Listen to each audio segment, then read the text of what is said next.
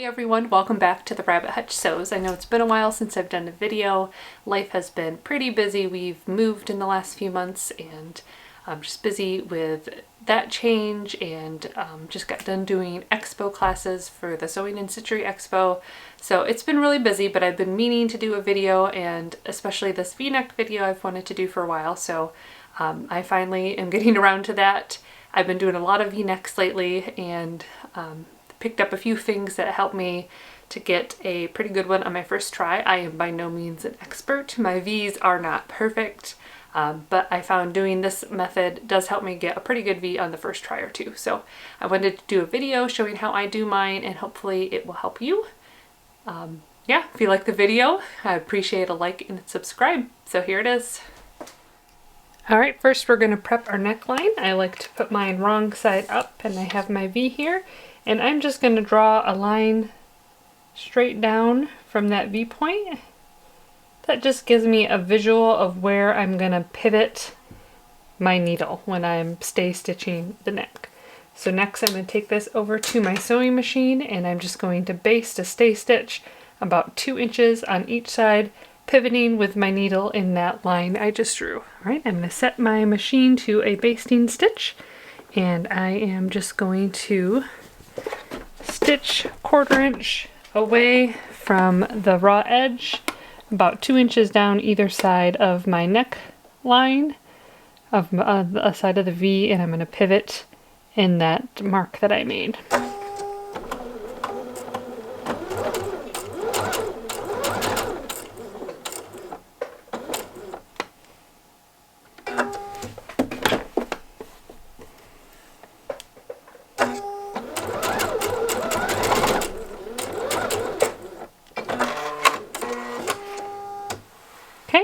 Now I have that line, I'm just going to clip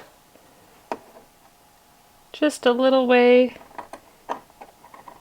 into about 1/8 of an inch or so in, making sure you don't go through the line, just so that that can separate when you're attaching your V. Alright, now we are going to prep our neckband.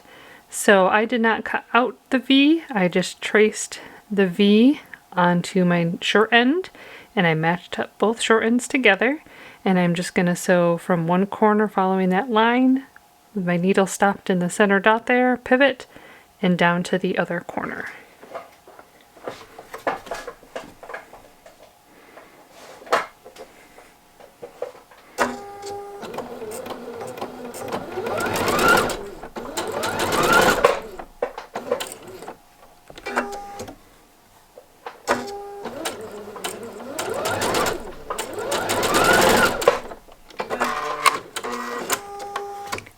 Okay, so we have our neckband now with our V sewn in it. If you want, you can go ahead and trim out that and leaving a 1/4 inch seam allowance along the stitching line.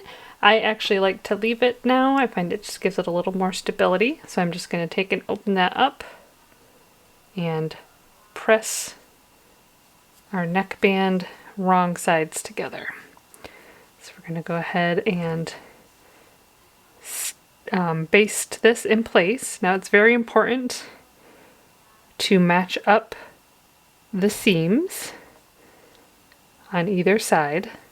That's going to make it easier to get a match with our V point on our neckband. So once you have those matched up, you just go ahead a couple inches on either side and just baste that in place so your V is held in place while you're attaching.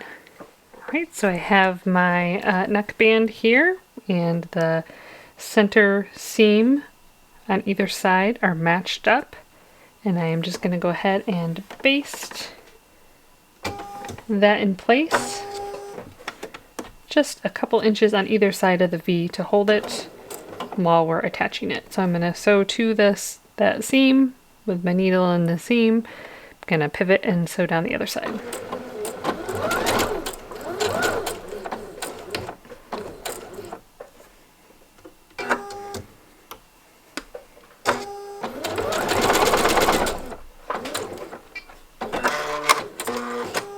And that will just hold it in place while we are attaching it to our neck line. Right, before we attach our neckband, we're going to go ahead and fold it at that seam and then down, matching up raw edges, just so we can find our halfway point. That will make it easier to attach. Go ahead and grab our bodice. So I am going to take my V and match it up, but I actually like to work from the wrong side, so I'm just going to flip that around. And the seam on our neckband is going to be matched up with that little V that we clipped. So that center of that V matches up with the seam on our neckband. Put a pin and hold that in place. And then we match up the raw edges of the band and the bodice on either side. Okay, when doing a neckband, a V-neck, it's a great idea to baste it in place before attaching, so that way you can make sure you like how your V looks, and if you need to do it a couple times, that's fine.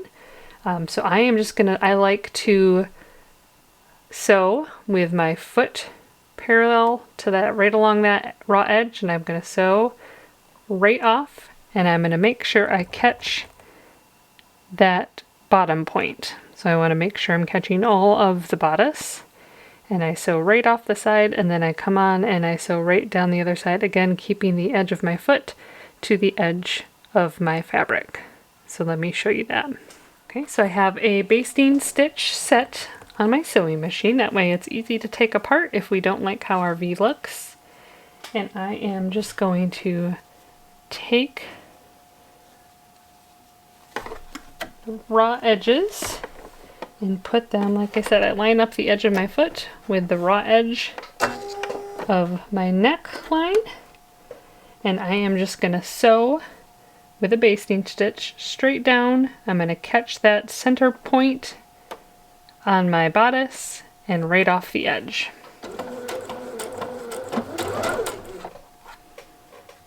Making sure the center of the V we clipped matches perfectly with the seam of the neckband.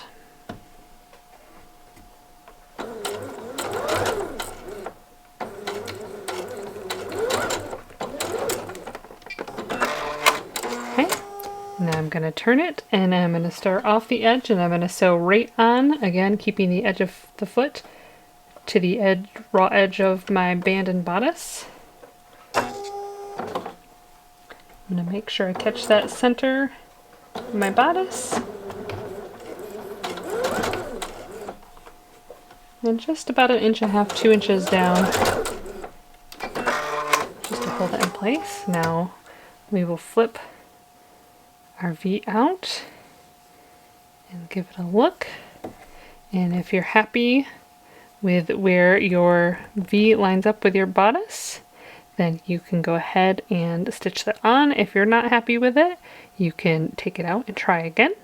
So I'm pretty happy with where that lines up. And after I serge it and remove those basting stitches, I think that'll be a pretty nice V. Alright, so once you're happy with your V placement, we can go ahead and pin the rest of the neckband in place. I like to work with my neckband inside of my bodice, so I have my bodice wrong side out, and I'm going to go ahead and find where we clipped the center back, and I'm just going to match that up to the center back of my bodice, pin that, and then we can go ahead and stretch our neckband to fit the rest of the neckline. So matching up the two raw edges of the neckband to the raw edge of the bodice, stretching that neckband to fit the bodice. So I like to take my hand on the right, stretch that neckband, and then just pinch the unstretched bodice to the stretched neckband.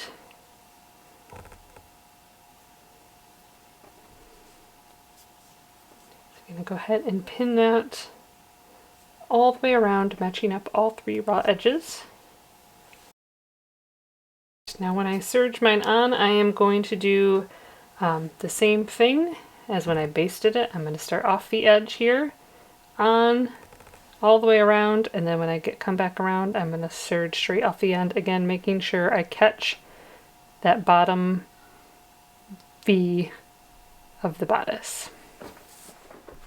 So I'm at my serger, and again keeping the edge of my foot parallel to the raw edges of the bodice and band, and I'm going to make sure I'm catching that center V of the bodice. And as I'm going, I'm just making sure I have all 3 layers lined up and in the serger. And make sure you have the bodice caught in where you serged, because if you don't, when you remove your basting stitches, that will just come out. Go ahead and flip it.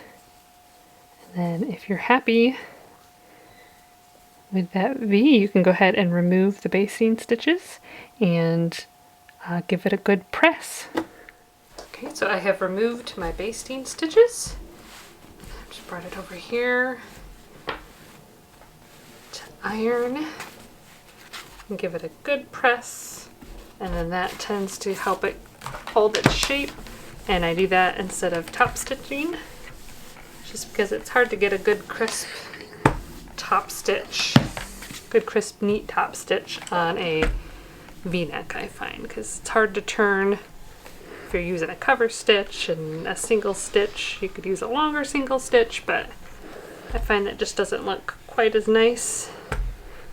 So we're going to give it a good press all the way around. Now I'm pressing my seam allowance toward my bodice.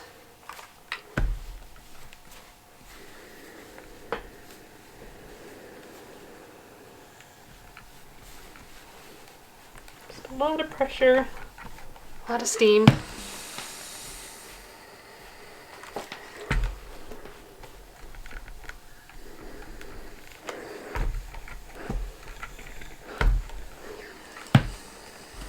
Okay, and that is how I do my V-necks.